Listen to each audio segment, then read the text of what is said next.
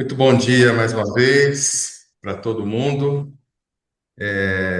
Estamos iniciando essa que é a sétima aula do curso Economia Solidária, Potencial e Dimensões, um curso promovido, né, pelo Conselho Federal de Economia, o COFECOM, e pela Associação Brasileira de Pesquisadores de Economia Solidária. Estamos muito contentes, contamos hoje com a participação da Fabiola Leite, conselheira, né, do COFECOM, na área de economia solidária, que estará aqui conosco, né?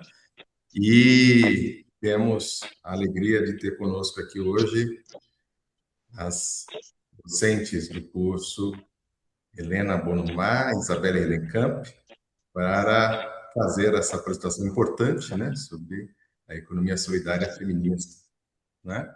E quero aqui saudar a todos. Vamos ter a apresentação delas, depois vamos sortear dois livros e, na sequência, as perguntas e respostas, né, que serão feitas.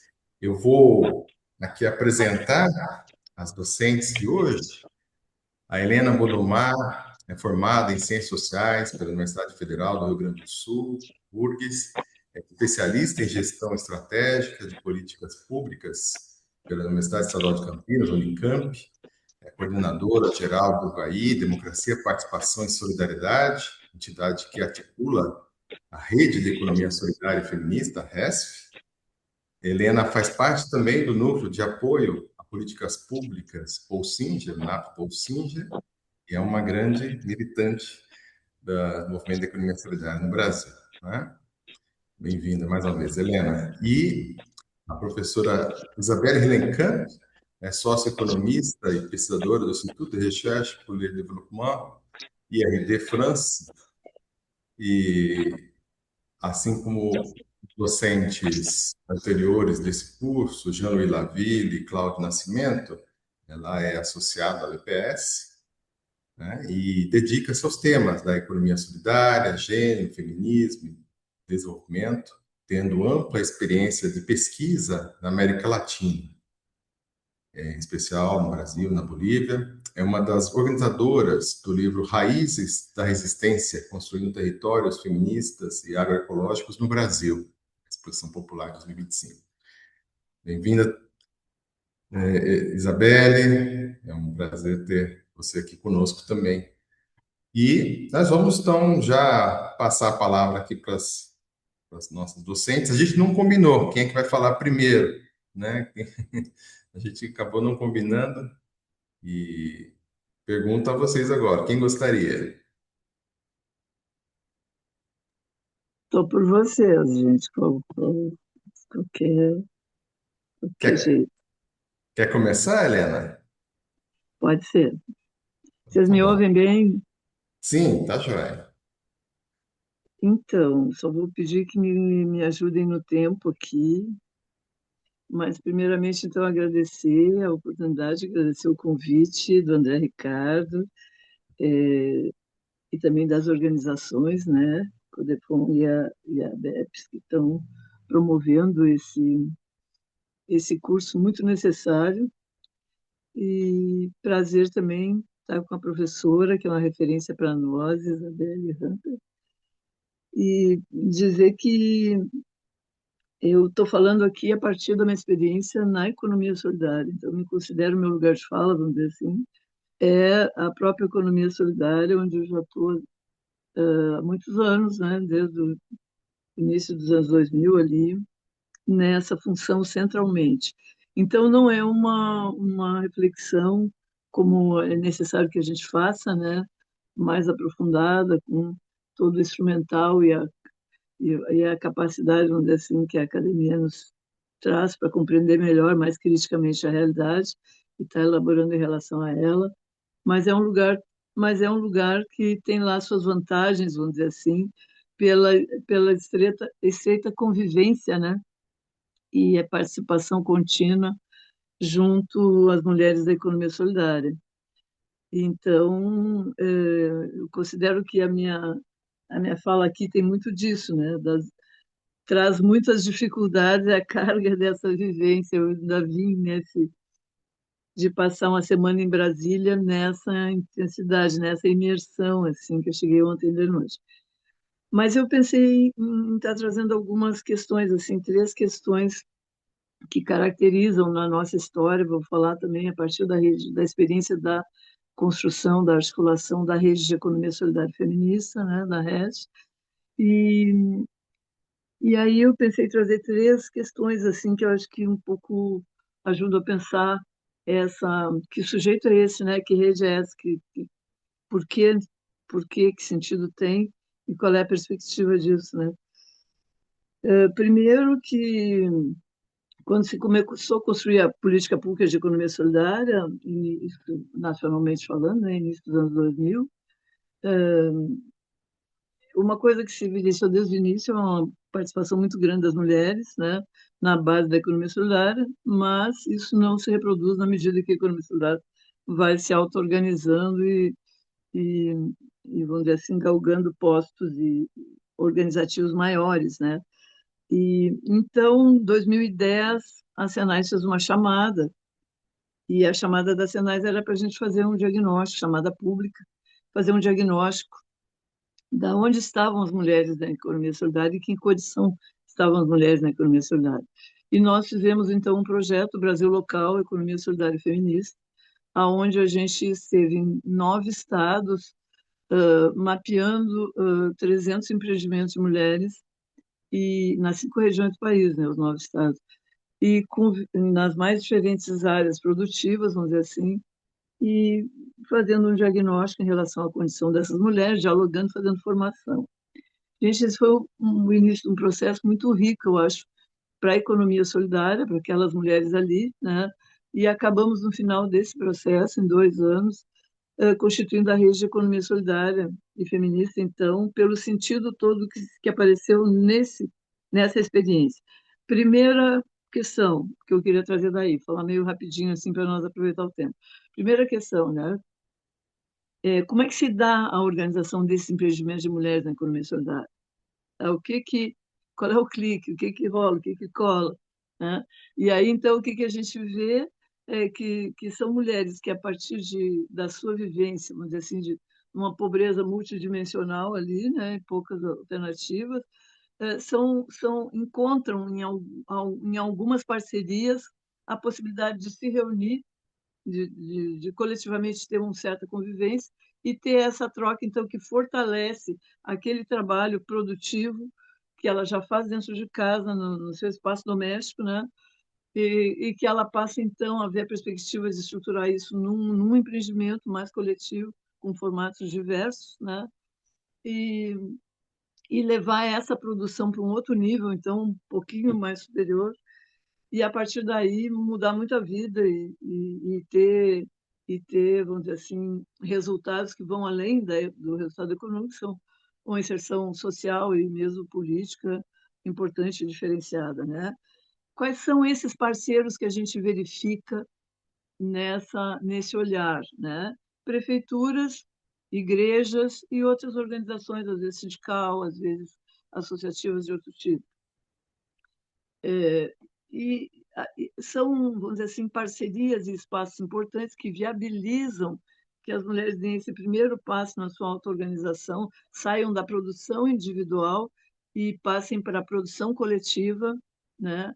Levando essa experiência de autogestão do trabalho para um outro nível, então, não é a autogestão do meu trabalho dentro de casa, compatibilizando o doméstico com o produtivo, mas é eu sair de casa também e para espaços coletivos, né, com outras companheiras, com outras mulheres, fazer essa discussão. O que é importante nisso, né? É uma mudança de patamar. A gente enxerga isso porque aparecem várias outras dimensões que na solidão do espaço doméstico não tem, né? E há um fortalecimento dessas mulheres a partir desse processo de agregação aí em pequenos empreendimentos. Também é importante dizer que para mim isso é uma segunda questão, né? Esses parceiros, eles são extremamente limitados. As prefeituras fazem curso a partir da assistência social, então a gente verificou que um número muito significativo, majoritariamente, então, são mulheres que tiveram a oportunidade, junto às prefeituras, de fazer cursos de capacitação de mão de obra, tá? A partir dos programas de assistência social vinculados ao CRAS. Então, o CRAS é esse lugar, é um dos lugares da reunião dessas mulheres que progridem, vamos dizer assim, que seguem, né, construindo o empreendimento. É, mas isso é extremamente limitado, porque se isso proporciona esse encontro coletivo e produtivo, depois não dá suporte nenhum, né? E aí vai para a vida buscar a economia solidária nas suas outras formas de organização. E o outro elemento que é contraditório também é que o produtivo dessas mulheres está em setores, né, produtivos que são extensão do trabalho doméstico, que é a alimentação, que é alguma coisa de cuidado, mas são os trabalhos manuais, né, o artesanato, a confecção. Então, a gente pode dizer que os empreendimentos de mulheres, majoritariamente, estão ainda vamos dizer assim, espaço produtivo, em segmentos produtivos femininos, extensão do trabalho doméstico, né? Isso, evidentemente, que as mulheres estão na agricultura familiar, estão na pesca, estão na reforma agrária, né? Mas a nossa rede, a nossa experiência, ela tem, vamos dizer assim, por orientação, inclusive, da política pública, né? 90 e poucos por cento de mulheres urbanas, trabalhadoras urbanas de região de vulnerabilidade e carências diversas, né? Então, a terceira questão que a gente quer trazer é essa, o sentido contraditório desse processo, né? Essa contradição que move esse processo das mulheres na economia solidária, porque e que move a própria economia solidária, porque daí o lugar dessas mulheres dentro da economia solidária são os menores empreendimentos, né, uma média de 5 mulheres por empreendimento, um grau de informalidade acima de 70%, né? Então a gente sabe a determinação disso para a capacidade produtiva, principalmente para a capacidade comercial, porque se trata então de vender nas margens da economia, né? Porque tu não tem formalidade. E aí a política pública entra, então, com a proposta de redes de cooperação solidária, para que esses empreendimentos que não têm a possibilidade, seja pela legislação, taxação e um número grande de dificuldades, de se instituir formalmente, possam se articular em rede e a rede, então, ser formal, né? Então, a gente passou, a partir do final desse período, desde 2013, a construir, então, a rede de economia solidária feminista a partir da discussão com esses empreendimentos, né? E aí eu cito, então, tivemos uma parceria com a Senais, um edital para fomento à rede de cooperação. Mas aí eu vou citar um exemplo da dificuldade, né? O Brasil local era para a gente fazer um diagnóstico em 300 empreendimentos e discutir com as mulheres. Nós alcançamos 360, tá?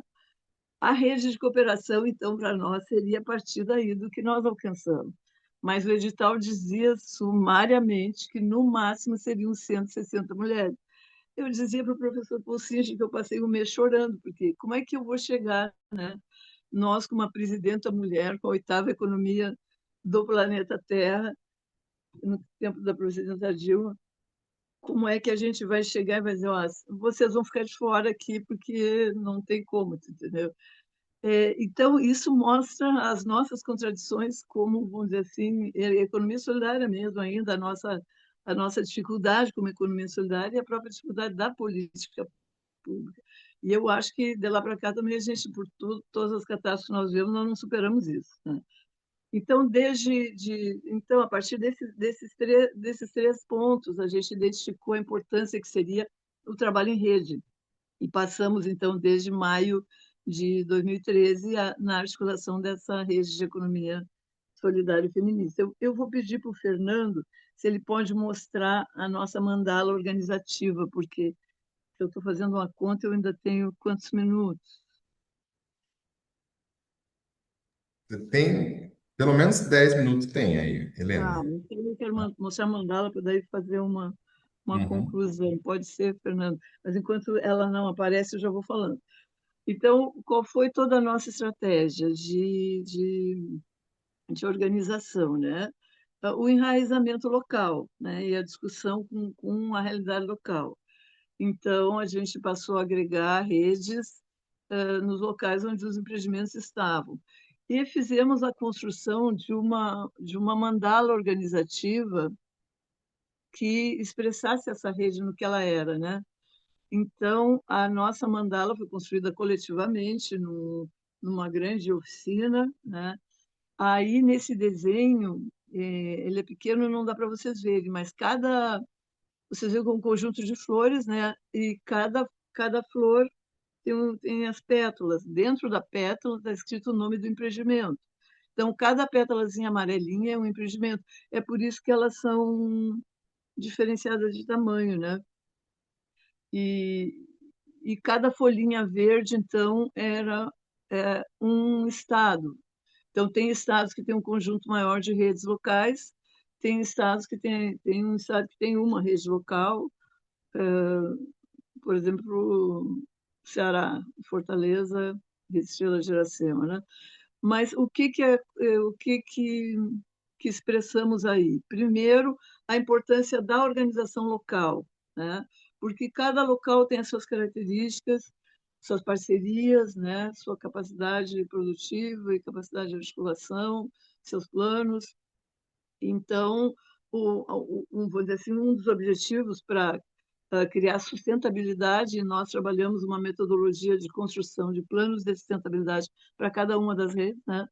Então, o nosso primeiro, vamos dizer assim, o nosso primeiro orientação coletiva foi no sentido dessa construção local, do fortalecimento dessa construção local. A folhinha verde, então, era o que nós chamávamos de base. Então, em cada estado tinha uma base e essa base buscava parcerias para fortalecer aquelas redes ali a partir das capacidades das redes e das demandas locais. Então, às vezes, a rede é mais na área da alimentação, da confecção, do artesanato, serviços que também tem, né? Então, essa construção, num primeiro momento, passou por isso, né? Pela auto-organização local, por trabalhar os planos, e por trabalhar as parcerias que poderiam estar atribuindo ali capacitação, apoio, espaço de comercialização, enfim, parcerias diversas. Depois nós passamos para o segundo momento, que foi de articulação por segmento produtivo, porque daí, bom, só terminando o desenho da mandala, no centro ali nós temos um conselho gestor. Nós insistimos muito com a autogestão, porque, gente, nós vivemos num país com uma formação econômico-social 350 anos, a maior parte da nossa história de escravidão e escrache, exploração de todo tipo do trabalho. Então, a autogestão do trabalho, quando é num grupo pequeno, é uma coisa, quando está trabalhando numa dimensão maior de rede, tem que ter vamos dizer assim, uma conscientização, uma deliberação em relação a isso, tem que ser cultivado, né? Formas de gestão, de valorizar o conselho gestor de cada rede local. Aquele miolinho lilás ali é o conselho gestor de cada rede local, onde a gente orienta, disponibiliza ferramentas para gestão e coisas assim, né? Então, a gente conseguiu comprar, vamos dizer assim, computadores para as bases ali, para as folhinhas verdes, para que a gente pudesse estar estabelecendo processos de gestão das informações das redes como um instrumento para pensar a realidade e poder estar se fortalecendo localmente, né? Poder se conhecer melhor, pensar a sua condição. Então, fizemos esse processo. No centro, um Conselho Gestor Nacional, que reúne mais ou menos uma vez por mês para repassar a vida da rede, ver, tomar as decisões, os encaminhamentos e monitorando e construindo os processos coletivos. Inclusive, durante a pandemia, a gente funcionou muito coletivamente a partir de processos virtuais, né, mantendo a sequência da rede. Mas do ponto de vista, vamos dizer assim, mais do desenvolvimento econômico, né, e organizativo, a gente passou a articular segmentos produtivos, então. O primeiro deles foi a confecção, e fizemos uma coisa belíssima em 2019, que foi o nosso primeiro desfile, né, que foi muito lindo, o desfile nacional, então, na Feira de Economia e Solidária de Santa Maria. mostrando esse potencial e tal. Na nossa rede também, na confecção, a gente teve uma experiência de 11 anos de uma compra pública muito importante, que eu acho que ela ainda não conhecemos no Brasil uma experiência do porte que foi a nossa aqui, numa produção de 15 a 20 mil peças por mês, né? Durante 11 anos, foi num crescendo assim, foi muito importante, incluindo nesse processo um empreendimento dentro do presídio feminino aqui do Rio Grande do Sul, Madre Peletier, um empreendimento chamado Liberdade. Então, uma experiência muito rica, né? Aqui nós temos experiência na área da cultura, né? Com pontos de cultura e outras expressões na área da cultura. O artesanato, que é uma riqueza muito grande, e a gente tem organizações de mulheres quilombolas, organizações de mulheres tem na área da agricultura familiar também, da pesca, mas centralmente são mulheres urbanas, né, que trabalham com artesanato e com a confecção. E passamos a articular, a partir dessa mobilização toda, o que a gente chamou de um circuito nacional de comercialização, né? Qualificando, selecionando e qualificando produtos com valor agregado para poder ter uma circulação nacional. Bom, esse processo que a gente vinha nessa construção, ele foi interrompido pelos problemas que a gente viveu, né, de golpes e corte na política pública também, e a pandemia que nos isolou. Uma rede nacional assim sentiu muito. Mas a gente sai desse processo todo com a REST maior. Então, essa mandala que eu estou mostrando para vocês aqui, inclusive, ela já está superada. Eu trouxe ela aqui porque ela mostra um pouco essa dinâmica organizativa nossa. Ela está superada. Hoje nós já temos, agora aí em Brasília, acabamos de fazer a integração do nosso 18º, então, estado, né, com mais uma rede. Aqui tinha 11 nesse desenho, agora tem 18, então isso para nós é uma coisa muito rica, mas é um desafio metodológico grandioso, né? E aí eu quero ir terminando a minha reflexão voltando para a temática, assim. Primeiro isso, né? Vamos dizer assim, a referência, o paradigma das mulheres que vão para a economia solidária produzir para ter, vamos dizer assim, uma, uma renda mínima básica, né, não é um assalariamento, né? São mulheres vamos dizer assim, elas se inserem numa lógica do trabalho reprodutivo. Elas estão no centro do trabalho reprodutivo e o trabalho reprodutivo para elas consome uma boa parte do tempo de vida, inclusive, né? Ao longo da vida. Então, são pessoas que ao longo da vida fizeram tarefas e fizeram trabalhos diversos, né? Mas sempre com foco principal no trabalho reprodutivo. Então, o paradigma para o qual tu sai para a economia solidária, construir um processo de trabalho produtivo autogestionário, é esse trabalho de sustentar essas diferentes dimensões da vida que estão sob a responsabilidade das mulheres, né? Então, o empreendimento já se organiza com essa ideia de autogestão e compatibilizando, né, as tarefas de reprodução com as tarefas produtivas, vamos dizer assim. Outra questão que é bem importante é o grau de criatividade, de capacidade, de determinação, né? Porque o que a gente vê? Essas mulheres, do nada, em precaríssimas condições, tem companheiras que analisam esse tema, que trabalham aquela ideia da multidimensionalidade da pobreza, né? Essas mulheres estão dentro desse escopo, né? Então, a produção, eu produzo como eu posso, com o que eu tenho, do jeito que dá, na hora que sobra, né? Mas tem aquela produção. E o sair do espaço doméstico para um espaço mais coletivo, para produzir e comercializar coletivamente, e se relacionar com a economia, com a política pública, se relacionar com o movimento da economia solidária de forma social, isso dá uma outra situação, mas isso acomoda também nessa, vamos dizer assim, que é um processo que ele é contraditório, porque ao mesmo tempo que ele traz uma afirmação dessas mulheres, ele reproduz a economia solidária, portanto, a gente diz, ela reproduz a divisão sexual do trabalho. nas formas como ela tem sido feita, né? E é por isso que a gente usou sempre um lema na rede feminista: a economia feminista qualifica a economia solidária. Por quê? Porque primeiro enxerga, traz, né, a necessidade da gente analisar a divisão sexual do trabalho e o papel das mulheres e entender que sem essa dimensão reprodutiva toda e o cuidado com a vida não tem sociedade, não tem vida, né? E que isso, se isso historicamente ficou a cargo das mulheres, chega, tem que ser compartilhado com os homens dentro de casa, com as famílias, mas tem que ser centralmente visto como uma necessidade social da sociedade, portanto, ser objeto de política pública, de preocupação comunitária, de demanda organizada de todos os setores que lutam por um mundo melhor, né? Então, essa é um pouco essa primeira questão.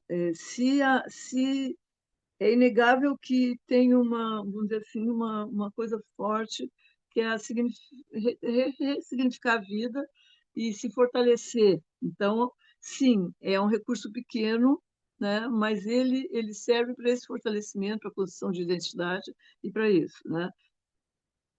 Segundo lugar, acho que essa prática das mulheres na economia solidária contribui muito com a economia solidária, porque ela também traz vamos dizer assim, uma nova cultura do trabalho, né? Mostrando que é importante essa compatibilização. Então, nós agora que tivemos essa vitória, né, contra de superação aí da jornada 6 por 1, estivemos no último período debatendo essas questões, a importância do tempo para a vida, né? Para o cuidado, para o desenvolvimento, para uma sociedade mais harmônica, mais integral.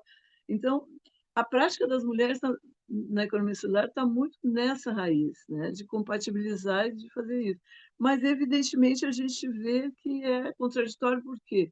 Porque reproduz, por um lado, essa divisão sexual do trabalho e, por outra, a política pública de economia solidária ainda se utiliza o sujeito genérico, que é o homem, e que não contempla essa condição, de forma que a mulher possa sair desse lugar e, através da economia solidária, construir outra situação de igualdade e ter outro espaço de trabalho produtivo e ter o cuidado com a sua vida, com as suas condições e compartilhar o cuidado com a vida, com a família, com a comunidade e tal. Então, existe, eu acho que da parte da economia solidária, uma longa caminhada a ser feita, né? E da rede feminista, então, nós passamos por um processo de reconstrução, que agora está mais crescido, né? E eu só quero terminar com essa referência, né?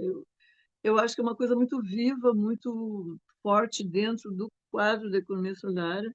Eu acho que a gente tem avançado muito, a gente agora, vamos dizer assim, no processo de reorganização, e fizemos, no último período, uma discussão bem bonita em relação à nova política de cuidados, né? E em relação à nova lei da economia solidária. Então, no ano passado, nós consolidamos esses dois instrumentos.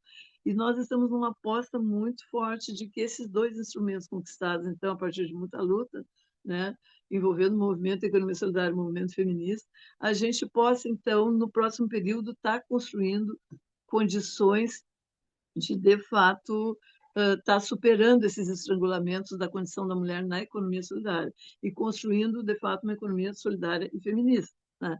Mas, para isso, nós vamos ter que disputar muito lá no local onde os empreendimentos e as redes estão e na própria política pública, que era isso que o André Ricardo fez referência. Nós somos aqui do NAP, né? E de outras coisas também, de outras instâncias também, e estamos exatamente nessa discussão, né, de qual é o programa possível de economia solidária que pode criar uma transversalidade, se basear na nova lei, criar uma transversalidade no trabalho autogestionário, ter orçamento para o trabalho autogestionário, fomento ao trabalho autogestionário, que atualmente não tem, e aí a gente começar a desenvolver essa novidade que é a política de cuidados, não privatizando o recurso público que vai para fomentar os empreendimentos de cuidado e empresariando o cuidado, né? Mas, ao contrário, fortalecendo a auto-organização do trabalho também na área dos cuidados e superando aí a divisão sexual do trabalho. Eu vou ficar aqui, gente, para não passar o tempo, mas tem muita coisa da REST para falar, que eu falei pouco, mas isso fica para frente. Obrigada, muito obrigada pela oportunidade de diálogo com vocês só dizer isso, né? Pela imersão que a gente tem nessa realidade dura, eu não falei da parte dura para vocês muito, mas pela essa imersão a gente tem muito pouca oportunidade de diálogo como esse aqui. Então, parabéns ao André Ricardo e às organizações que estão promovendo isso, que é muito necessário. Obrigada. Muito obrigado, Helena, por essa aula tão rica, importante, né? Só antes de passar a palavra à professora Isabelle Campo, dizer, relembrar, né? Uma parceria também do Corecon São Paulo, na organização desse curso, né? É um curso sem financiamento, e que todas as docentes são voluntários, voluntárias, né? Agradecer o nosso Fernando Guimarães, que está aí cuidando do Zoom, né? E relembrar as pessoas da importância de responder o questionário de avaliação das aulas, né? E na apresentação da professora Isabela, eu esqueci de dizer que ela é membro também do Centre d'études em Ciências Sociais sur le monde africain, américain et asiatique. CESMA, tá certo? Palavra sua, Isabela.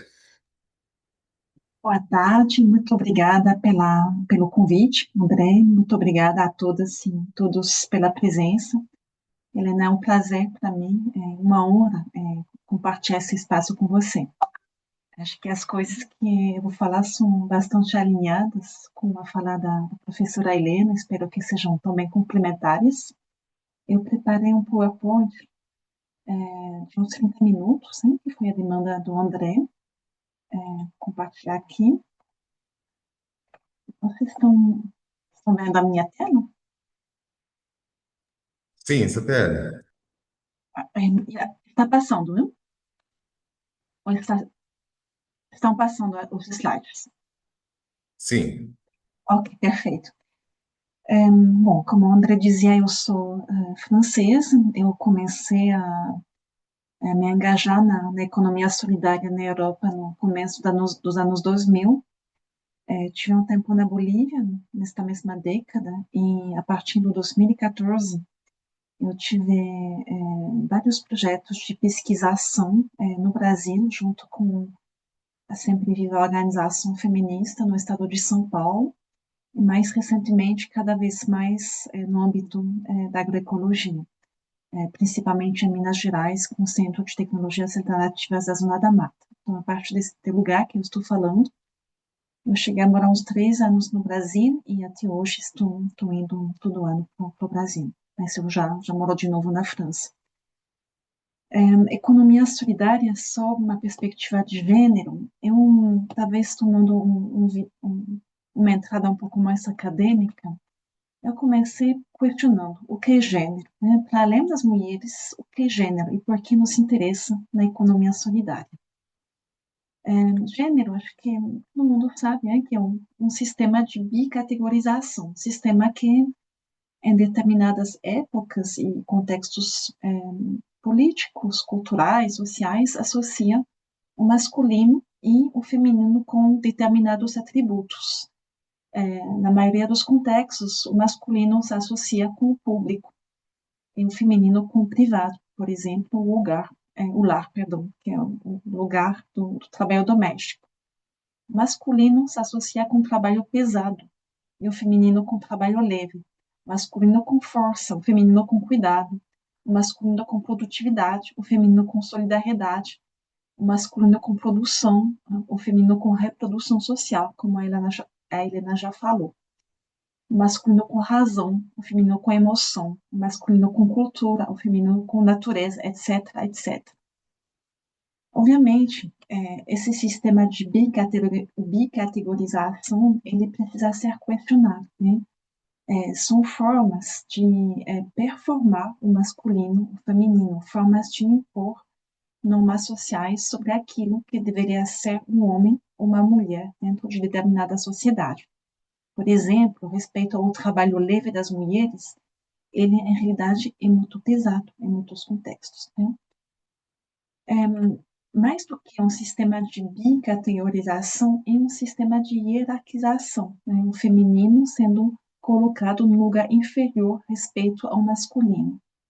Helena se referiu à divisão sexual do trabalho, que também é fundamental para mim, entender a dimensão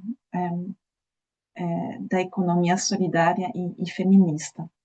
A divisão sexual do trabalho é uma separação de um trabalho tido como masculino, um trabalho supostamente mais pesado, que demanda mais força física, ou mais tecnologia, ou supostamente mais riscos, que supostamente seria mais voltado para fora, e um trabalho feminino que se associa com o trabalho doméstico, né, como a Helena enfatizou, com os cuidados, com a dedicação, com o espaço da comunidade, do lar, etc.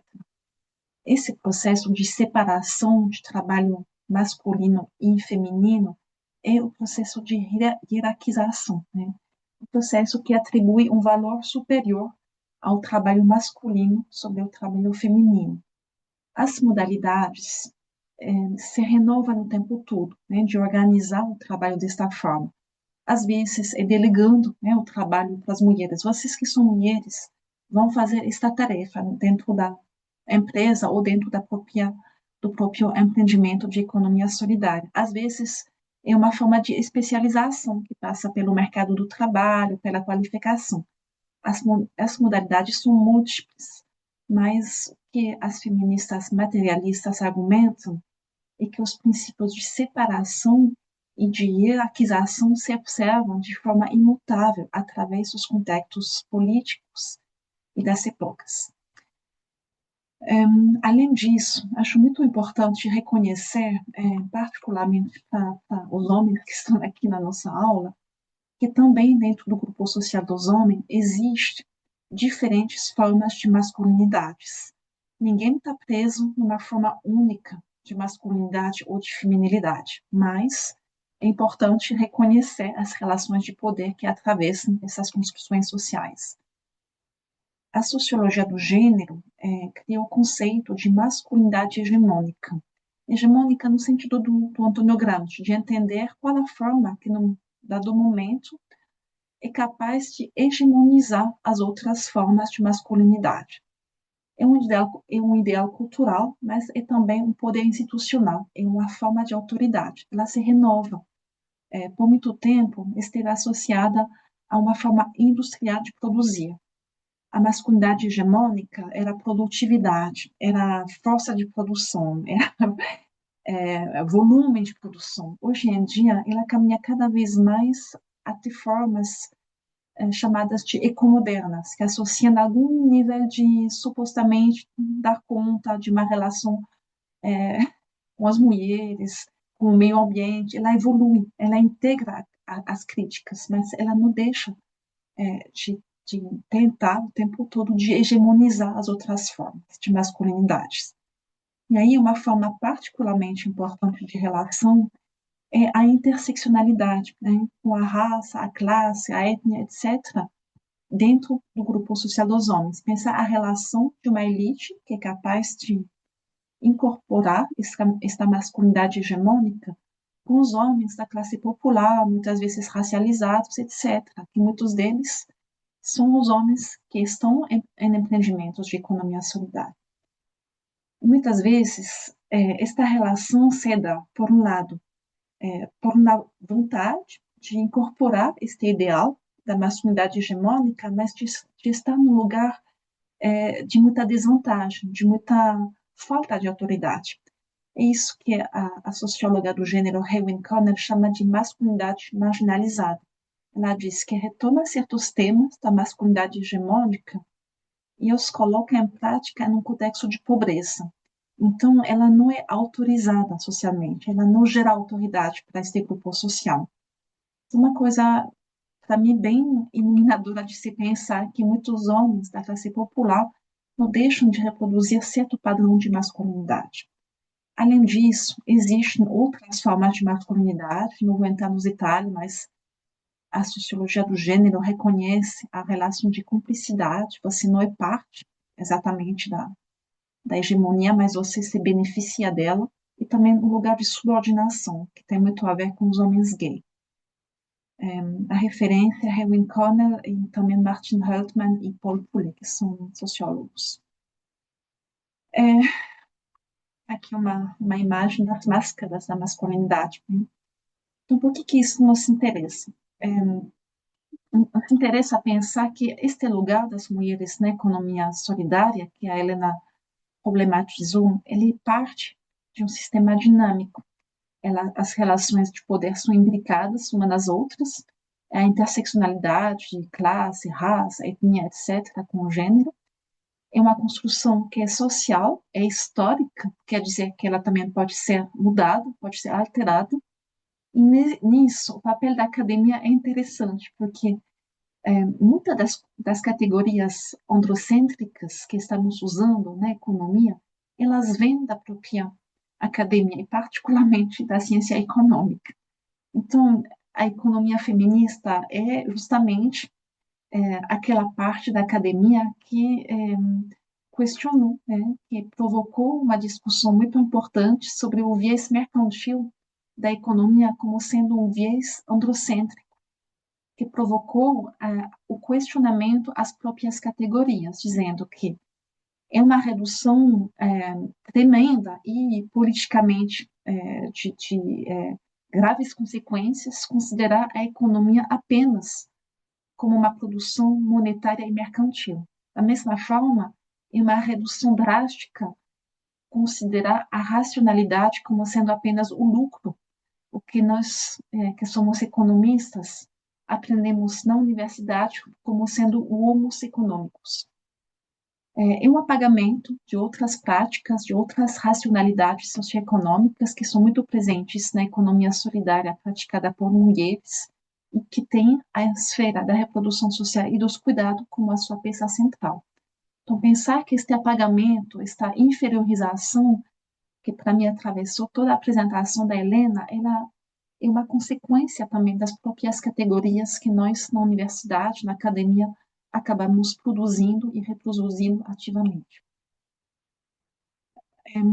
Assim, é possível pensar a relação entre a produção mercantil capitalista e a reprodução social como sendo uma pirâmide. A parte visível desta pirâmide, que supostamente seria a economia, voltada para o mercado, para a acumulação de capital, em realidade são uns poucos sujeitos. E debaixo desta ponta do iceberg está um enorme grupo de mulheres e homens, mas muitas mulheres, que estão sustentando a parte visível da economia. Aqui estamos encontrando mulheres trabalhadoras domésticas, mulheres no setor informal, estamos encontrando também trabalho infantil, estamos encontrando agricultura de subsistência, mulheres donas de casa, pessoas que foram colocadas numa relação colonial que se mantém até hoje, e também a exploração da natureza. Isso tudo, né, quando a gente faz estimações de quanto que isso contribui para o produto interno dos países, estamos com cifras entre 20 e 80 e mais de 80% do produto interno bruto dos países. Então, essa parte é massiva na riqueza de um país. Ela não é apenas uma parcela pequena, ela é massiva. Agora, se avançarmos mais um pouquinho e que olhamos desde um olhar mais analítico, mais crítico do modo de produção capitalista, aí nós entendemos que esta ponta visível do iceberg da economia, ele em realidade não vive sem a base grande da reprodução social da vida. É uma relação de extração de valor, um extrativismo, hein, que foi teorizado entre outras pelas economistas feministas. É um trabalho gratuito, sendo extraído a partir de relação de domesticidade, de trabalho de cuidado, de uma forma de organização das comunidades, e em base a esta intersecção com as relações sociais de classe, de raça, etc. Ao mesmo tempo, esse não é o foco hoje, mas acho importante dizer que existe uma extração também dos bens naturais, dos comuns, e também uma rejeição de poluição e um esgotamento dos recursos naturais, que é uma outra face do extrativismo do capitalismo. Então, esta pirâmide nos fala daquilo que nós não queremos. Não queremos isso na economia solidária, obviamente. Mas aí vem a contradição que a Helena estava apontando. Até onde caminhamos para evitar que esta relação se reproduza até dentro da própria economia solidária. Essa é a segunda parte da minha apresentação. A economia solidária como economia feminista com ponto de interrogação. A economia solidária, ela é massivamente feminina. Isso é um fato. Por exemplo, na França, 68% das pessoas que são assalariadas no setor da economia social e solidária são mulheres. No Brasil, o CIES chegou à cifra de que 44% dos membros dos empreendimentos de economia solidária são mulheres. É uma cifra que acho que todas as pessoas que frequentam os empreendimentos de economia solidária é surpreendente. Depois vou explicar porque algumas companheiras no Brasil estão argumentando que esta cifra pode ser bastante subestimada. Antes disso, gostaria de ressaltar os setores, os segmentos produtivos nos quais as mulheres estão extremamente ativas em múltiplos países. O setor de alimentação coletiva, restauração, comedores populares, cozinhas comunitárias, etc. O artesanato, o comércio justo, as cooperativas de consumo, os clubes de troca, as moedas sociais, o setor, obviamente, de cuidados às pessoas, as caixas de saúde e as formas de organização comunitária da saúde, o cuidado ambiental, o setor da moradia coletiva, agricultura de subsistência e agroecologia, etc., etc. São setores que não estão femininos, por acaso. Eles são femininos porque são aquelas extensões da reprodução social organizada dentro do âmbito das casas, como a Helena estava apontando. São aquelas extensões, né, do trabalho doméstico no qual estamos observando uma participação massiva das mulheres. Aqui umas imagens, acho que é bem conhecidas, esse tipo de imagens por vocês, assim, refeição coletiva, uma rede de agroecologia, um quintal produtivo dentro de um coletivo de mulheres de um sindicato de trabalhadoras e trabalhadores rurais, desculpa, rurais em Minas Gerais, uma feira de economia solidária em Osasco, e assim está a constatação. A economia solidária é, em boa parte, em grande parte, imersa na esfera reprodutiva, não dá para separar. Aí vem a questão da compatibilização entre o trabalho produtivo e reprodutivo que a Helena apontava.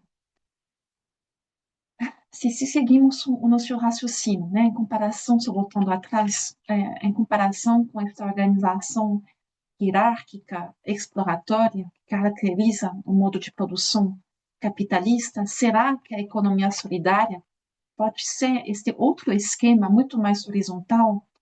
Será que conseguimos trabalhar com a economia sendo uma esfera de práticas mercantis e também não mercantis, de um trabalho remunerado e também não remunerado, de produção e de reprodução social? Será que conseguimos criar, garantir relações sociais mais horizontais e também relações com o meio ambiente mais sustentáveis dentro da economia solidária? Será que este atravessamento por relações de gênero, como relações hierarquizadas e relações interseccionais, pode ser reconfigurada na economia solidária? A Helena, de novo, falou em um longo caminho. É exatamente a minha análise também. Acho que economia feminina, primeiro, para ver a parte que ainda não se concretiza, não é diretamente economia feminista. Existe, sim, um apagamento, muitas vezes discreto, da reprodução social na economia solidária, no meu olhar. Retomando a questão da categoria de empreendimento de economia solidária, ele foi definido como empreendimentos coletivos suprafamiliares, com menos 2 sócios ou sócias e de atuação econômica permanente.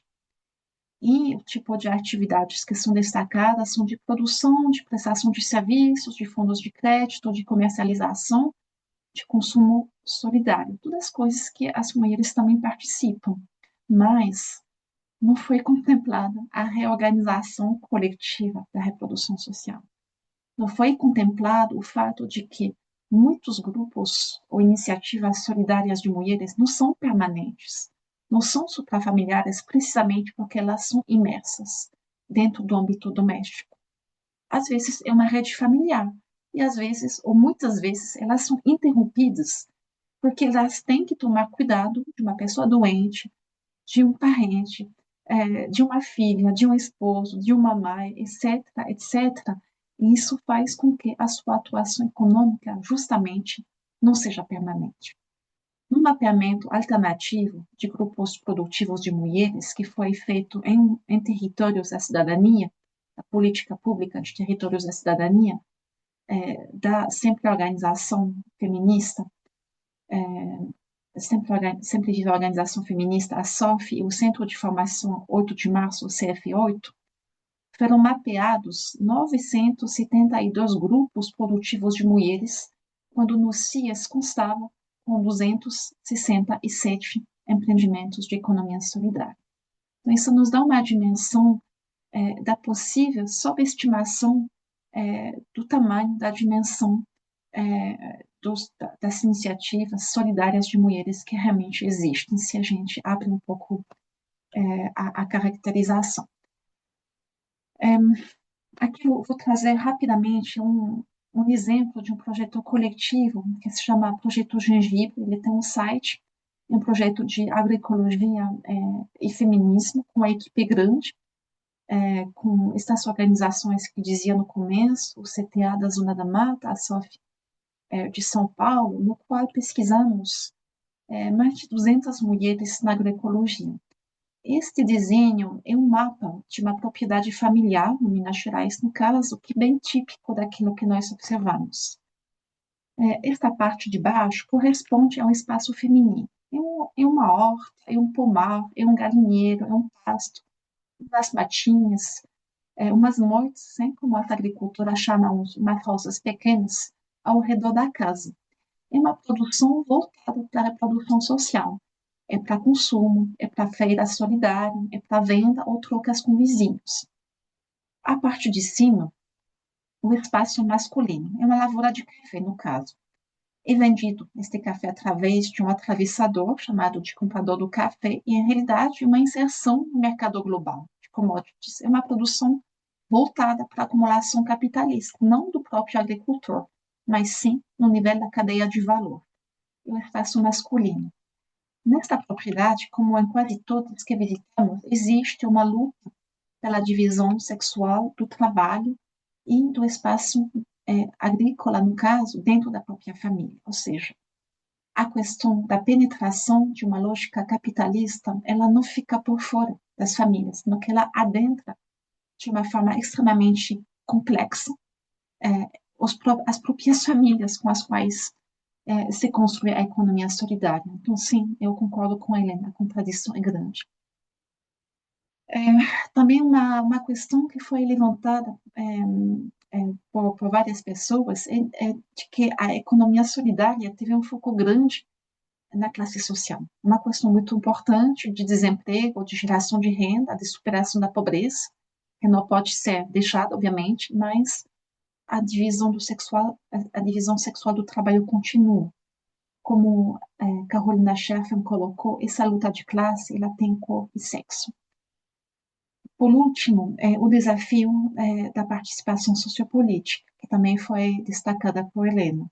A participação das mulheres na base ela é muito grande, mas existem muitas rupturas nos níveis de participação mais ampla, porque as mulheres estão atadas nas casas, elas não conseguem sair, seja pelo peso do trabalho doméstico, seja porque os maridos não deixam elas saírem, ou seja também porque os espaços de mais participação podem ser masculinizados, inclusive, às vezes, na própria economia solidária, não por intencionalidade, mas por falta de atenção a esta construção tão profunda de que as mulheres são feitas para o âmbito privado e que elas não têm direito a uma palavra pública. Ao mesmo tempo, a gente não pode deixar de mencionar os avanços neste caminho de uma economia solidária e feminista, que são muito grandes, são muitas mulheres, desde muitos anos, muitas décadas, em realidade, que têm trabalhado para isso. A capacitação das mulheres nos empreendimentos de economia solidária, reforçado por políticas públicas de economia solidária, como, por exemplo, o Brasil Local Feminista, que a Helena estava mencionando, fizeram muita diferença na vida de muitas mulheres. Foi construída assim a autonomia econômica, e eu acho que não apenas no âmbito da geração de renda, mas também numa economia não monetária, que se apoia na autossuficiência, na reciprocidade, por exemplo, através de trocas recíprocas, e na redistribuição por políticas públicas, mas também por diversas formas de redistribuição local. E talvez o mais importante, tudo importante, mas a construção de sujeitas políticas é a base, o eixo de muitas outras transformações. Na sociologia francesa, Jean-Louis Laville fala de espaços públicos de proximidade. Por exemplo, os grupos produtivos, que são espaços onde, por um lado, se produz, se gera renda, mas, ao mesmo tempo, se aprende a participação, se aprende a ter a voz pública, se aprende a quebrar o padrão de que a mulher é para o espaço privado. Outro espaço de participação é aquilo que a feminista norte-americana Nancy Fraser chama de contrapúblicos subalternos, que são movimentos de rede, a própria RES, que a Helena mencionava, a Marcha Mundial das Mulheres, que são espaços de protesta, de proposta, espaços onde se faz um questionamento ao espaço público dominante e se cria uma outra forma de estar no debate público. E também, muito importante, obviamente, os espaços públicos de intermediação com os poderes públicos, né? Os conselhos, os fóruns de economia solidária, como espaços de interlocução com o Estado e também, obviamente, com os governos locais. Aqui, para terminar, umas imagens desta construção de sujeitos. Aqui no Brasil, por exemplo, a feira, uma reunião, a construção de capacidade de voz pública da Associação de Mulheres na Economia Solidária de São Paulo, a MESOL. O exemplo na Bolívia de uma marcha pela economia solidária e pelo comércio justo.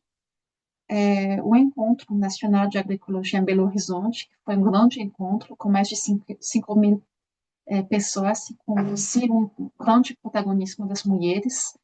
E aqui uma imagem e, sobretudo, uma mensagem: economia solidária, um mundo melhor que desejamos passa pela economia solidária.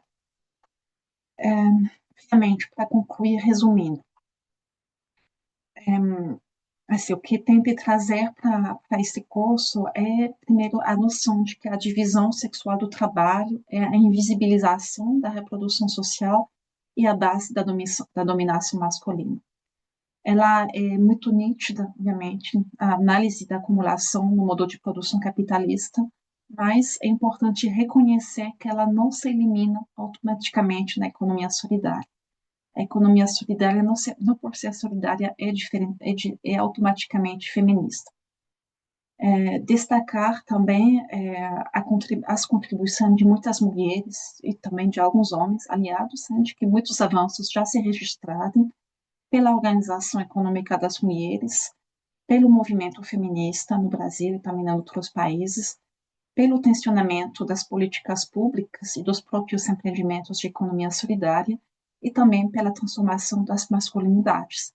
Aqui, de novo, as masculinidades não são dadas, elas também são em movimento, e é possível rotas de saída do jogo da masculinidade hegemônica. Destacar também que a questão, obviamente, é muito interseccional. Hoje o destaque foi para as relações de gênero, mas estamos falando o tempo todo de um atravessamento muito grande pela questão racial, a questão étnica. Muitas mulheres na economia solidária são mulheres negras ou mulheres indígenas e também mulheres de classe popular. Nisso, são muitas contribuições têm que convergir, mas a contribuição da academia no meu ver, de visibilizar essas desigualdades e, para isso, desconstruir nossas próprias categorias. E por último, o livro que o André mencionava na introdução, Raízes da Resistência, Construindo Territórios Feministas Agroecológicos do Brasil, um livro escrito com um coletivo de 15 mulheres e um homem, todas e todos feministas, o PDF gratuito no site da Expressão Popular. O livro também, em papel, tem um preço bem econômico de R$ 45. Ele vai estar, para quem está em São Paulo, na Feira do Livro, agora no Taquambá. E estamos também com vários lançamentos locais. Tem um na semana que vem, na Feira de Reforma Agrária de Juiz de Fora, em Minas Gerais, entre outras coisas. Muito obrigada. Muito obrigada. Muito obrigado, Isabelle. Merci. Foi uma aula também muito rica, profunda, né? Estamos muito contentes pela contribuição sua e da Helena Mundmar, né? E as questões foram feitas aí, serão apresentadas daqui a pouquinho pela Fabiola, né? Antes disso, inclusive, eu pude acompanhar, né, ano passado, nós esteve na França, o evento, em relação ao seu livro, né, e seu projeto, né, um projeto bastante interessante, né, o Gengibre, enfim, queria te parabenizar por isso. Antes de passar as perguntas que a Fabíola vai expor, conforme combinado, vamos agora proceder aqui não vamos fazer um sorteio de dois livros, mas tal como há 3 semanas atrás, nós vamos fazer aqui uma pergunta e a primeira pessoa, primeiro dizer que livros são esses, né? O livro Celso Furtado, Os Combates de um Economista, né? Organizado aí por 7 economistas em relação ao COFECOM, e também o livro Formação de Agentes Populares de Agroecologia, que é organizado pelo Núcleo de Estudos em Agroecologia e Produção Orgânica da UFSCar, coordenado pelo professor Gelson Carvalho, né?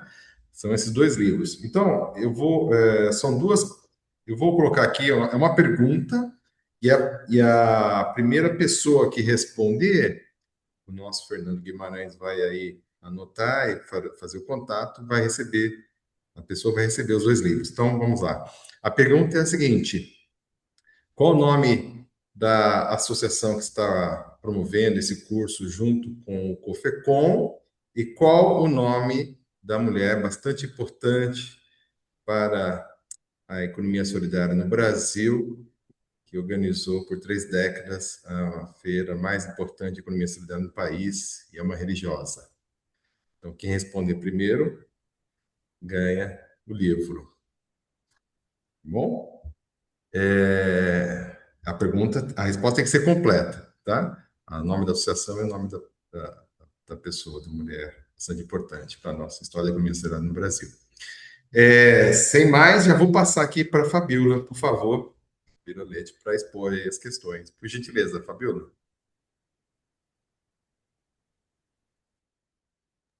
Fabiola, tá fechado o seu microfone. Bom dia. Bom dia. Estão me escutando? Sim? Primeiro eu quero agradecer, né, as maravilhosas aulas das nossas professoras Isabela e Helena, né? Até agora nós temos 4 perguntas, 3 para a professora Helena e uma para a professora Isabelle. Eu vou passar logo as perguntas da professora Helena e depois de Isabelle, e elas escolhem a ordem de responder. Pode ser? Tudo bem. Ok? Tudo bem? Ok. Pronto. Para a professora Helena, a nossa aluna Gina perguntou. Sim, primeiro, várias pessoas estão perguntando se as apresentações vão ficar disponíveis. Eu acredito que sim, se as professoras tiverem alguma restrição, podem se manifestar ao fazer as respostas, lembrando que as aulas são gravadas. A aluna Gina perguntou à professora Helena, dentro das redes há muitas atividades organizadas como cooperativas e as mulheres estão preparadas para a autogestão? São oferecidos cursos de economia financeira? A aluna Vanusa perguntou onde se pode ter acesso aos dados que foram repassados. Todas as duas são para a professora Helena. E Ana Paula perguntou qual o acesso aos projetos e relatório do Brasil que deu origem à rede. Todas as três são para a professora Helena, certo? Para a professora Gina, nós temos uma pergunta de Isabelle. As experiências coletivas podem ter mais êxito no desenvolvimento das relações horizontais do trabalho, contrapondo a, a estrutura do mercado? São essas as nossas perguntas. E as professoras podem ver quem vai responder primeiro. Obrigada. Obrigado, Fabiola. Só antes de passar para elas, para as professoras, dizer aqui que quem respondeu foi de modo completo aqui foi a Beatriz Herbert, né, com a Associação Brasileira de Pensadores de Economia Solidária, a irmã Lourdes, que é a irmã Lourdes Gil, essa grande mulher que agora é missionária em Moçambique, né? Então vai receber os dois livros. E eu aproveito aqui, bom, depois eu coloco uma pergunta, queria colocar, mas fica para depois, vamos deixar você responder, eu coloco as minhas depois.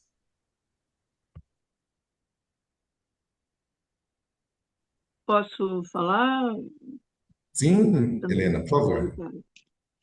Então, gente, primeiro, companheiras aí, eu não sou professora. Eu acho a atividade das professoras e dos professores uma atividade fundamental, precisa ser revalorizada na nossa sociedade, é necessária demais para qualquer coisa que a gente pense de futuro, né? Eu tenho meu trabalho 35 horas por dia, é com os empreendimentos nos grupos de economia solidária, e eu mesmo sou associada de três organizações. Eu sou de uma cooperativa habitacional, eu sou de uma cooperativa de consumo, Cooperativa Girassol, que ali no tempo dos ciclones do Rio Grande do Sul, nós tivemos 12 ciclones em um semestre aqui na região metropolitana, e depois no outro semestre a gente teve enchente. Então nós perdemos muito a condição da nossa cooperativa e estamos nessa fase agora de discutir a reconstrução.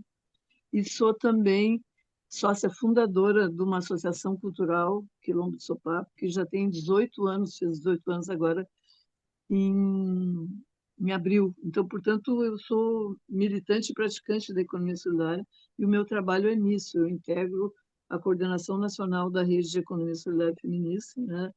O conselho gestor também, portanto, como integrante de redes locais, né? E das questões que vocês colocaram, primeiro, né? Se as apresentações estão disponíveis, sim, com certeza. A Gina colocou a questão das cooperativas, né, e do processo de autogestão nos empreendimentos. Eu acho que as mulheres têm uma certa capacidade de autogestão por estar compatibilizando essas duas dimensões no seu cotidiano, aquela correria de cuidar da casa da criança, leva a criança, vai no posto de saúde, vai na escola, não sei aonde, aquela correria, e compatibilizando isso com o trabalho produtivo, seja fazendo pão, seja fazendo confecção, seja fazendo o que for, né? Na medida que ela vai organizando o empreendimento produtivo cada vez mais, o tensionamento essas duas dimensões vai crescendo, mas ali tem um exercício de autogestão, né? Referenciado por um padrão básico de vida. Eu acho que a nossa professora Alice referenciou muitas coisas que explicam, né, que trazem, que analisam essa condição feminina na economia solidária. E aí eu queria aproveitar e dizer o seguinte: a nossa rede ela não é uma rede de mulheres, tá, da economia solidária. Ela é uma rede de economia solidária feminista. Por que a gente fez questão de botar isso no nome? num reconhecimento de uma coisa trazida aqui no debate hoje, que a economia solidária ela não é feminista, ela reproduz a divisão sexual do trabalho. E reproduz a fragilidade dos empreendimentos e a dificuldade de todas as mulheres. E nós vivemos num país de grande desigualdade social, que por mais que a gente tenha 4 anos do governo Lula fazendo políticas, tentando compensar isso, a desigualdade ela se reproduz. Nós ainda somos uma das maiores desigualdades do planeta Terra e seremos enquanto a gente não tiver outra situação orçamentária e de políticas públicas, né? E as mulheres, dentro dessa desigualdade, estão lá no baixo da categoria, as mulheres e as mulheres negras mais ainda, né? Então, essa desigualdade é uma coisa absurda, gente. E quando a gente está trabalhando no cotidiano das organizações da economia solidária, está enxergando isso, está vivendo com isso. Manter uma cooperativa pela legislação brasileira é muito difícil, né? Então, por que o processo de redes locais? Essas redes locais, elas podem sim se transformar em cooperativa e elas podem se transformar em associação. E esse tem sido o nosso movimento, né? Mas pensando nas flores que a gente tem ali, então são empreendimentos informais que se organizam para criar uma associação ou uma rede formal uma cooperativa, sim, se tiverem condições, né? Para a partir daí, então, ir para a vida, ir para a luta, para a disputa, aproveitando os espaços da formalidade para produzir e comercializar. Então, te respondendo, uma das nossas metas é exatamente o processo de formalização que agora a nova lei traz, vamos dizer assim, mais amparo, né? Desde o final do ano passado. Então, isso a gente está colocando, olha, se organizar como associação, como empreendimento ou como ou cooperativa, é, como uma condição, vamos dizer assim, para transformar as suas condições atuais na economia solidária. A outra questão, então, o tema da autogestão, ele aparece, como tu perguntou aqui, ele, para nós, ele está na prática, mas ele aparece como um ponto de pauta permanente, né? Porque a gente acha que isso tem que, ao caminhar e ao construir o empreendimento, a rede, a autogestão tem que ser fortalecida, né? Assim, o trabalho solidário ser compartilhado e a gente desenvolver instrumentos que, de fato, democratizem a participação das mulheres na economia a partir do fortalecimento da sua organização. Então, essa é uma pauta permanente, né? A economia financeira, a gente discute a questão da precificação, dos fundos, né? Enfim, de ter instrumentos para comercialização, mas ainda falta mais. A gente sabe que falta mais, capacitar mais as mulheres em relação a isso, né? A gente estava até num diálogo com a Caixa em relação a isso, com um projeto da Caixa em relação a isso. A Vanusa pergunta dos dados, tá? Onde estão os dados que deram origem às redes, né? Os dados esses dados estão no SIS, no Sistema de Informação de Economia Solidária, que a Senais tinha naquela época que a gente fez o Brasil Local, e depois passou um tempo que terminou toda a política pública, agora foi retomado, e o CIS foi retomado também. E agora o CIS está sendo alimentado pelo CADSOL, que é o Cadastro da Economia Solidária, que está em andamento. O CADSOL ele depende, para sua execução, dos governos estaduais criarem uma comissão que faz esse reconhecimento, essa intermediação na coleta das informações, né? Então, eu integro o Conselho de Economia Solidária aqui do Rio Grande do Sul. Então, a gente aqui pelo Rio Grande do Sul está acompanhando esse processo do CADSOL aqui. Mas esse é um processo nacional que é desigual por conta da desigualdade da relação dos governos estaduais com o processo, né? Mas isso está em andamento. Então, eu acredito que, do ponto de vista de dados, o CIAS é uma fonte importante para a gente pensar e estar atualizando os dados da economia solidária. E eu recomendo o relatório que deu origem, onde está contido as informações que deram origem à RES, então, que é o relatório de 2014, apresentado na Conferência de Economia Solidária em 2014, pelo professor Geiger, aqui da Unicino do Rio Grande do Sul, que foi o coordenador desse processo de mapeamento, né, da economia solidária naquela ocasião. Eles têm uma publicação que está no site aí. E, por fim, uma companheira que fala Não, eu acho que é isso. Minhas questões é essa. Eu não sei se eu já me despeço ou não, mas, enfim, para mim, eu acho que as questões são essas. Eu só queria falar da presença dos homens, né? Então, isso é importante. Movimento de mulheres, para nós, gente, é uma coisa, uma condição necessária. Auto-organização das mulheres é uma condição necessária para a gente ir em frente. Eu faço parte da história de auto-organização, sempre militei em organizações de mulheres, seja em partido, no movimento, tudo isso. O movimento para nós, de mulheres no Brasil, é a Marcha Mundial de Mulheres. E a gente faz todo um esforço de ligar as companheiras mulheres da nossa rede à Marcha Mundial de Mulheres, onde a marcha está, né? Nos estados onde a marcha está. Também se encontra com a RES, né? Então, a RES não é um movimento de mulher. A RES é uma rede de economia solidária feminista. A gente vai para a RES a partir da dureza da economia solidária para trazer o viés feminista, que eu acho que a professora apresentou grandiosamente aí para nós, uma leitura.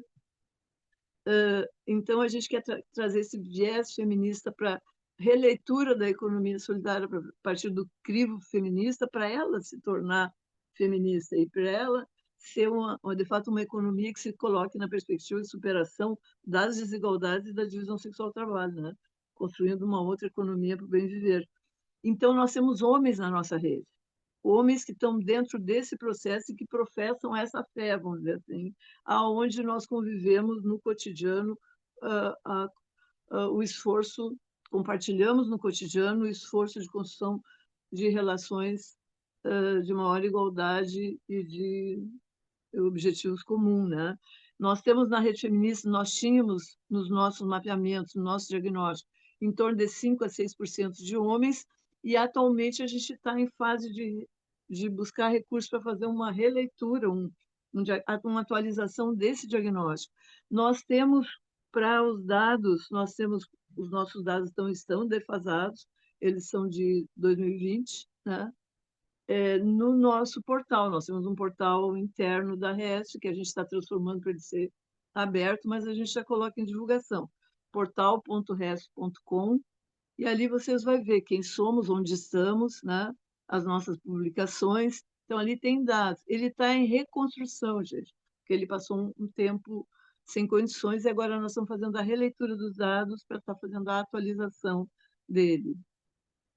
Mas está disponível. Ótimo, Helena. Você acabou contemplando o que eu pensava em solicitar que você abordasse. Só antes de passar para Isabelle, alguém está perguntando aqui sobre se vocês têm Instagram, algum, enfim, meio para divulgação do trabalho de vocês, se você puder passar.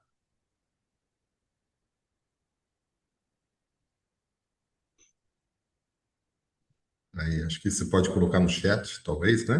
Ou se quiser dizer.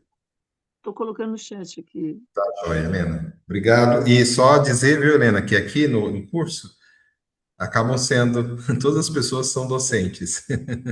Então, acabam sendo professoras e professores aqui, né? As trabalhadoras, os trabalhadores, enfim, todos ensinam, né? E aprendemos também, claro, uns com os outros, né? Pelo horário, antes de passar para Isabel, eu já quero também aqui engatar minha pergunta. Isabel, se você puder falar um pouco, por favor, a respeito, uma pequena comparação do Brasil com os outros países, né? Bolívia, os demais que você pesquisa em termos, né? Das organizações de economia solidária. Se você puder falar um pouquinho a respeito, seremos agradecidos. Passar para você, por favor. Obrigada, André. Você é breve, porque eu acho que a aula só vai até às 4h30, às 11h30 do Brasil. Primeiro, já mandei a apresentação no chat, junto com o link do livro e também o link do lançamento do livro na feira do Pacaembu, em São Paulo.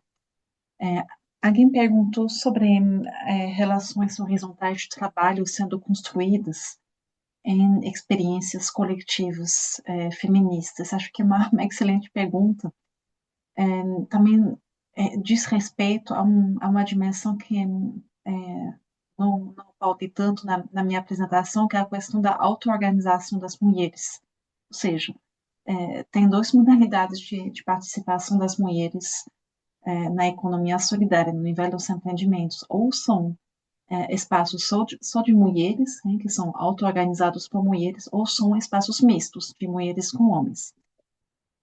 A modalidade de só mulheres, né, de auto-organização, acho que ela é muito importante no primeiro momento para esta construção de relações mais horizontais. Ou seja, a divisão sexual do trabalho, ela atravessa os empreendimentos e também as dificuldades colocadas para a participação política das mulheres. Política no sentido muito amplo, né? Desde participar de uma reunião local até os níveis mais amplos de debate.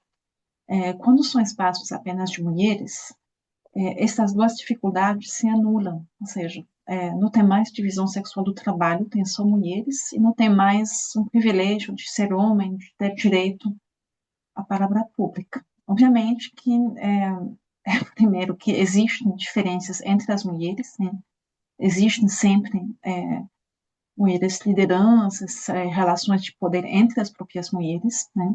Mas acho que esta modalidade de auto-organização das mulheres, ela ajuda muito para processos de construção de mais horizontalidade. Inclusive, para, num segundo tempo, voltar para os espaços com os homens com mais capacidade, com uma construção coletiva assentada nos espaços femininos.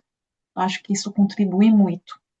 E a modalidade dessas relações mais horizontais tem muito a ver com as redes locais que a Helena também estava falando. Muitas vezes é a modalidade de uns grupos locais reunidos dentro de uma rede local, que pode ser parte de uma rede maior, de um movimento, etc. Então, essa construção desde a base é isso que também no livro chamamos de raízes da resistência, uma construção muito, muito pela base.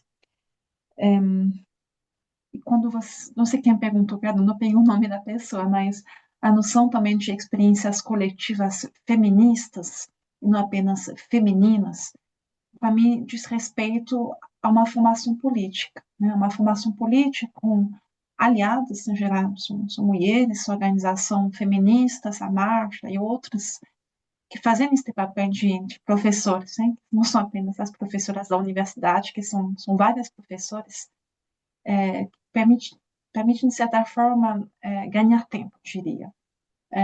Compartilhar acúmulos, também saltar níveis de participação, sair de um nível microlocal para ir, por exemplo, para um evento, um encontro, onde você vai conhecer outras mulheres que já caminharam mais, e aí você vai avançando. Então, essa dimensão feminista, para mim, se dá muito na rede de alianças. Então, as dificuldades não são poucas, mas acho que sim tem esse potencial muito grande da construção de relações mais horizontais. E por último, André, a comparação de Brasil com outros países, por exemplo, a Bolívia, onde eu estive um bom tempo, acho que as dificuldades das bases são as mesmas. O fato das mulheres estarem totalmente submergida pela assignação social ao trabalho doméstico, de ter o tempo todo esse atravessamento pela divisão sexual do trabalho, enfim, isso é comum. Acho que o distintivo do Brasil é o caminho político. Caminho político que, se bem não é perfeito, ele foi grande, houve muitas mulheres e aliados homens também mobilizados desde pelo menos os anos 2000 de forma massiva, também antes de forma pioneira, e acho que isso traz uma diferença no Brasil. Se bem ainda tem desafios, houve retrocessos também, sabemos disso, retrocessos políticos, não da própria economia solidária, mas me refiro ao nível federal mais que tudo. Acho que o Brasil caminhou muito, ele não deixou de ser um modelo, não sei se um modelo, mas uma inspiração para muitos outros países. Então, acho que a nossa mensagem é essa, de que não é fácil, mas é um caminho que já foi trilhado por muitas mulheres, muitas pessoas no Brasil, e eu pessoalmente estou feliz dessa oportunidade de compartilhar essa problemática e, e de seguir construindo esta economia solidária e feminista. Ótimo, Isabel. André, Oi, Fabiola? André, chegou mais uma pergunta. Será que a professora Isabelle poderia responder? Eu sei que a gente já está no Acho que já está limite. no limite, né? Acho que já está no limite do horário, viu, Fabiola?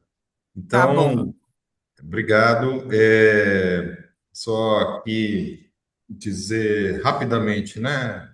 O livro foi disponibilizado o link, né, do livro Raízes da Resistência e também, professora Isabelle, e também foi disponibilizado o link aí, PDF, do livro Formação de Agentes Populares, que, no caso, a pessoa que respondeu aqui, a Beatriz, vai receber impresso, junto com outro livro sobre o economista Celso Furtado, né, da parte do Profecom. E eu queria aqui agradecer mais uma vez, né, a excelente contribuição das duas docentes, militantes, pensadoras, né, também no dia a dia da economia solidária, as suas atividades, que são a Helena Onumar, a Isabelle Relecamp, agradecer o apoio da Fabíola Leite, do Fernando Guimarães, para essa sétima aula nossa, e dizer que nós continuamos, semana que vem não tem aula por conta do feriado prolongado no Brasil, né, mas no dia 13 de junho nós teremos a aula Importantes Experiências Brasileiras Autogestionárias e Finanças Solidárias, com Nelson Nespolo, da Justa Trama, Leonora Mol, da Rede Brasileira de Bancos Comunitários, e o Francisco Dal Chiavon, o Chicão, da Unicrab MST, e Maurício Costa, da Uniforja, enfim.